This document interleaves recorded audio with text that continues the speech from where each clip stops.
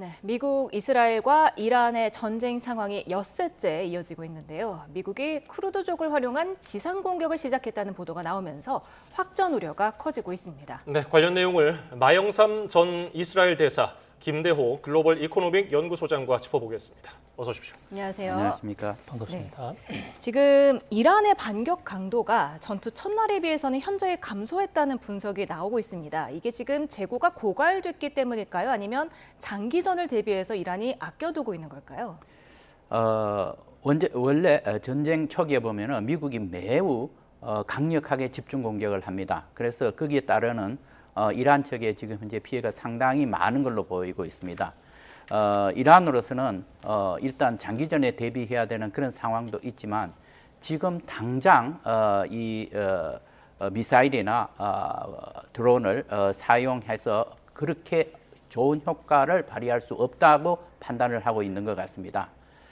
그래서 제가 보기에는 당분간 이러한 추세가 며칠간 지속되지 않을까. 그리고 미국과 이스라엘의 공격은 계속해서 강하게 밀어붙일 것 같습니다. 예, 그러면 이란이 주요 핵심 미사일을 두고 공격 강도를 좀 낮추고 있는 겁니까? 그렇게 해석을 할 수 있습니다만은 이란으로서도 별다른 대응책이 없을 것으로 보입니다.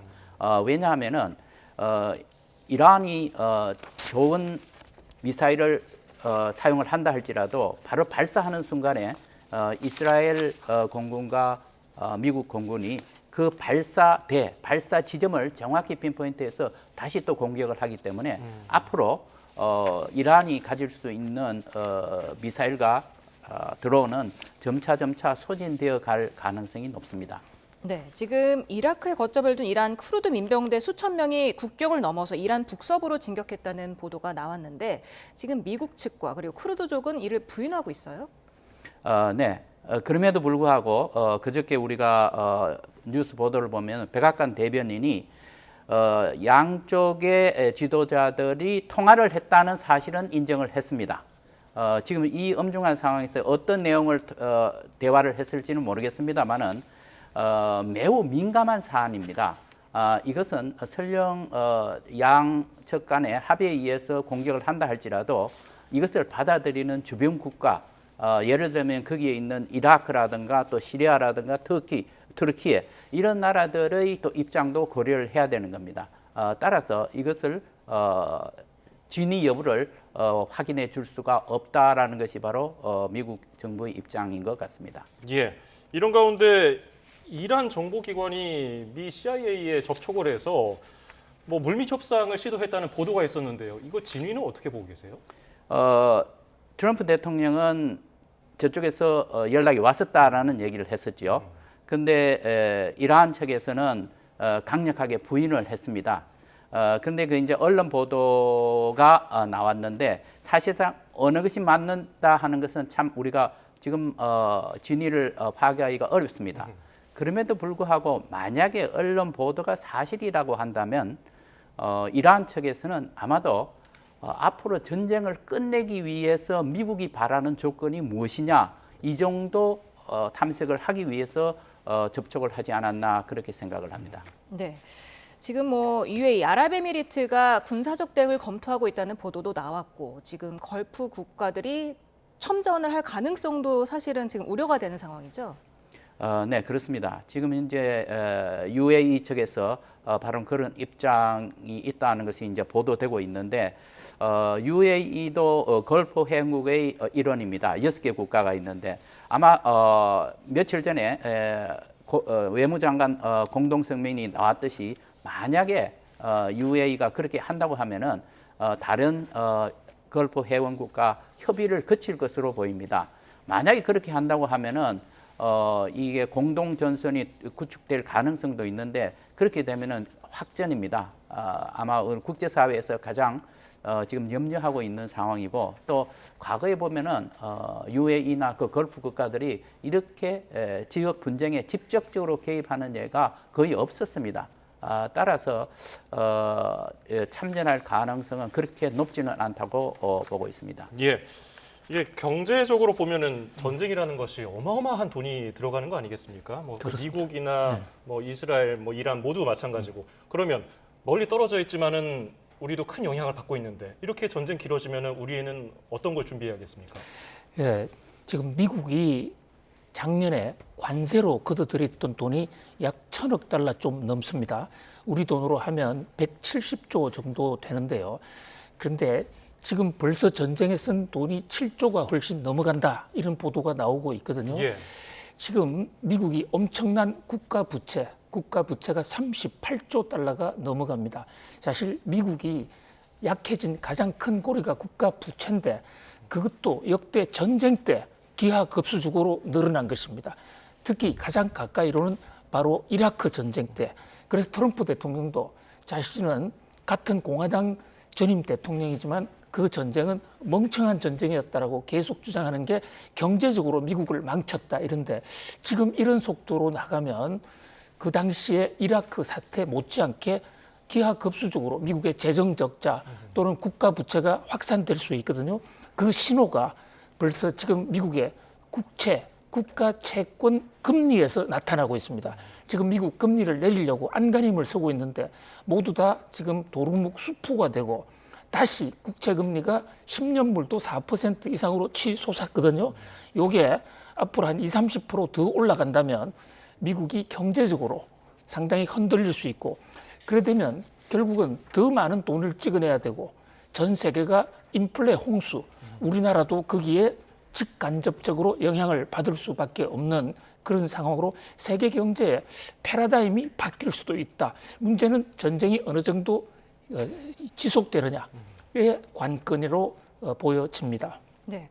그중에서 또 우리가 가장 또 관심 있는 게 호르무즈 해협이 언제 정상화가 될 것인가. 지금 미국 트럼프 대통령이 필요시에 유조선을 호송한다고 했는데 이미 필요한 상태 아닙니까? 네, 그렇습니다.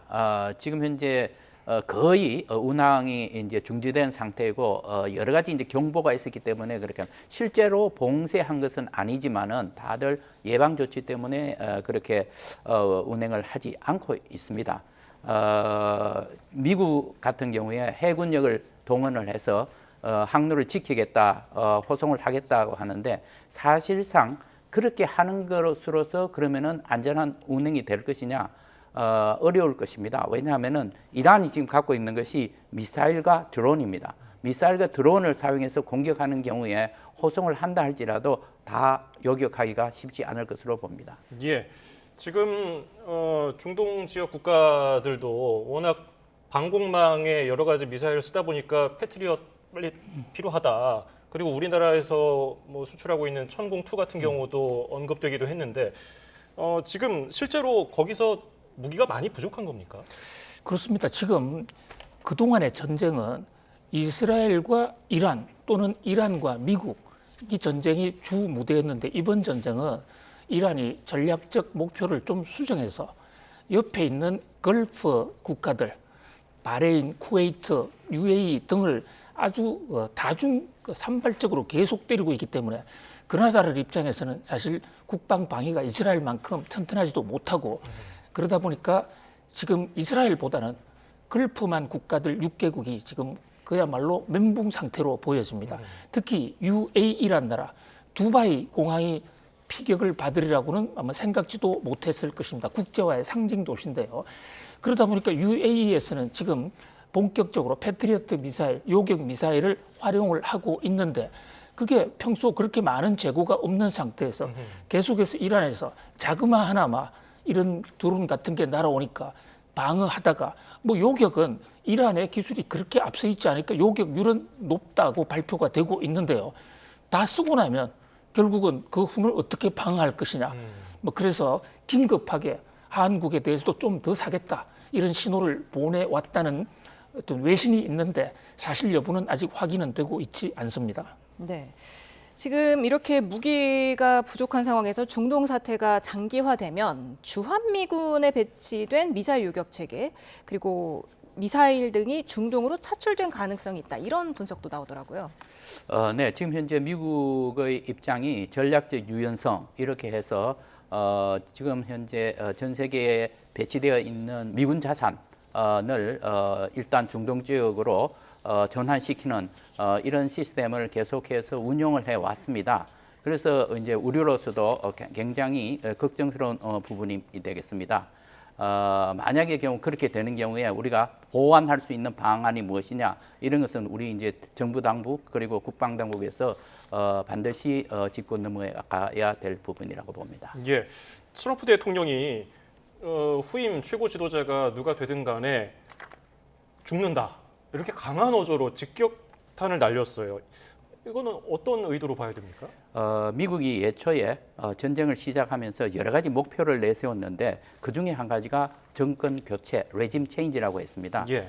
그런데 지금 현재 후계자가 모스다파로 만약에 정해진다고 한다면은 미국이 생각했던 방향으로 가지 않고 있는 것입니다. 그래서 미국으로서는 상당히 지금 곤혹스러운 상황에 빠질 가능성이 있습니다. 거기에 대해서 이제 미국 측에서 인정하지 않는 지도자라면은 우리는 계속해서 제거를 하겠다 이렇게 이제 얘기를 한 겁니다. 그런데 그냥 거기서 엄포만은 아닌 것이 실제로 우리가 지난 2년간의 전쟁에서 이스라엘이 하마스와 헤즈볼라의 지도자들을 살해할 때 보면은 바로 그런 후계자도 계속해서 그 제거하는 그런 그 전략을 썼습니다.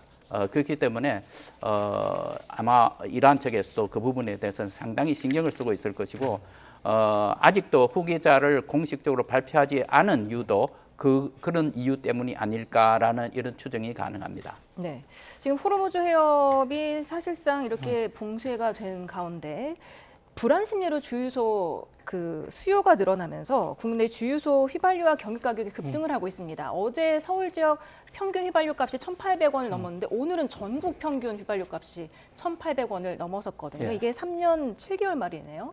예, 지금 구윤철 부총리가 이 주유소들의 가격 인상에 대해서 파렴치하고 한국을 망하게 하는 아주 몰상식한 행위다라고 직격탄을 쏘았는데요. 사실 이코노미스트들 입장에서 보면 조금 해도 너무한다 이렇게 보여집니다. 왜냐하면 지금 원유 현재 선물 시장에서 사서 도입하는 데 걸리는 시간이 보통 한 달 이상이고 가격이 반영된다 하더라도 최소한 보름 이상은 있어야 반영이 되는 겁니다. 지금 팔고 있는 원유들은 다 가격이 낮았을 때 지금보다 훨씬 낮았습니다. 그때 다 도입한 건데 특별한 사정 변경도 없는데 일제히 가격을 올려버리거든요. 국제시장에서 올린 폭 이상으로 올린다. 이 대목은 명백한 폭리고 또 담합의 소지도 있다. 그래서 정부가 이 대목을 좌시하지 않겠다. 그런데 우리나라의 정유회사가 몇 개사가 사실상 독과점을 하고 있기 때문에 자기네들이 실제로 담합을 했든 안 했든 가격을 올려버리면 소비자들로서는 어떻게 할 수가 없습니다. 오피넷에 들어가서 가격을 비교한다 그러지만 서너 회사가 같이 올려버리면 대응이 없는 것이죠. 그래서 결국 정부가 석유사업법에서의 최고 가격 지정제 카드도 활용하겠다. 이것은 산업부 장관이 발동을 할 수 있는 건데요. 경제부총리인 구윤철 부총리가 산업부에 그 발동을 검토해달라고 긴급 지시하는 그런 상황에까지 이르렀습니다. 예, 국내에서 그런 문제점을 해결하는 동시에 비축분을 계속 쌓아 나가야 될 텐데 미국산 원유 수입 확대 이 부분도 논의되고 있습니까? 그렇습니다. 그러잖아도 우리가 원유 수입의 중동 의존도가 너무 높았더랬습니다. 과거에 우리가 중동에서 건설하면서 거기서 돈을 많이 벌었고 이러니까 거기서 번 돈과 원유를 바꾸는 그런 패턴 때문에 오래된 장기 계약이 있으니까 어쩔 수 없는 측면이 있지만 그러나 지금 전 세계 중동의 원유 의존도가 굉장히 줄어들었는데 우리만 유독 높다. 그래서 다양화하려고 하고 있던 차였습니다. 특히 미국은 트럼프 대통령이 관세 폭탄을 터뜨리면서 미국산 원유 좀 사가라 이렇게까지 요구하고 있는데 미처 그에 대한 대책을 세우기 전에 이번에 호르무즈 사태가 터졌고 우리 지금 원유의 70%가 중동이고 그 70% 중에 95%가 호르무즈인데 호르무즈는 사실 봉쇄됐냐 안 되냐가 별 의미가 없습니다. 이렇게 사태가 위험하면 그 골목이 3km밖에 안 되는데 33km. 아니 33km인데요. 예. 그러니까 이란과 호르무즈 툭 튀어나온 거에 34. 그런데 그 현지에 가보면 수심이 워낙 낮아서 배가 통과할 수 있는 지역은 3km밖에 없습니다. 예. 그러니까 그 지역에 목숨 걸지 않으면 건너갈 수 없는데 지금 이란 그 혁명수비대가 패소했다, 때리겠다 했을 때 과연 들어갈 수 있느냐. 지금 우리나라 배가 7여 척 이상 지금 정박돼 있고요. 그 중에 배 한 대, 큰 배는 우리가 하루에 전국에서 사용할 수 있는 약 250만 톤이 지금 달려있는 유조선도 지금 억류돼 있거든요. 그런 면에서 결코 간단한 사안은 아니다. 이렇게 볼 수 있습니다. 네, 그런데 이런 이란의 호르무즈 해협 봉쇄 전략이 자신들에게 식량 수입을 또 차단하는 경우가 되기 때문에 부메랑이 될 수 있다. 이런 분석도 있더라고요. 네, 식량 수입뿐만 아니라 지금 이란에서 수출하는 거, 아맘리에 수출하는 석유 물량, 이것도 바로 그 호르무즈 해협을 통해서 나오고 있는 것입니다. 그렇기 때문에 이란으로서도 이 문제에 대해서는 매우 신중하게 검토를 할 것으로 그렇게 생각을 합니다. 예. 지금 중국은 사실 좀 소극적인 입장을 보여오다가 이제 중동 특사를 보낸다고도 했는데 중국의 입장은 정확히 뭘까요? 중국은 최근에 몇 년간에 걸쳐서 중동 지역 내에서 영향력 확대를 위해서 매우 많은 노력을 해왔습니다. 지금 현재 중국이 이란으로부터 수입하는 물량이 상당히 많이 있고 뿐만 아니라 지금 석유 거래를 하면서 위안화로 결제하는 이 방향으로 계속 지금 확대해 나오고 있고 또 한 가지는 1대1로 이 프로젝트에 중동이 아주 중간에 나와 있습니다. 그래서 중동에 대한 영향력을 계속 높여왔는데 지금 이런 상황에서 이제 전쟁이 벌어진 겁니다. 중국으로서는 가능하다면은 이란을 돕고 싶지만 그렇다고 해서 지금 더 큰 이해가 미국하고의 관계에 걸려 있는 것입니다. 조만간 이 트럼프 대통령이 중국을 방문을 한다면은 이 기회를 통해서 지금 가장 뜨거운 이슈인 그 관세 문제를 어떻게 해결할 것인가. 그래서 협력의 틀을 마련하려고 지금 노력을 하고 있습니다. 중국 측에서 지금 양회 회의가 이제 막 개막이 되는데 시진핑 주석이 바로 그 연설에서 미국과의 관계 개선이 매우 중요하다 이렇게 강조를 했습니다.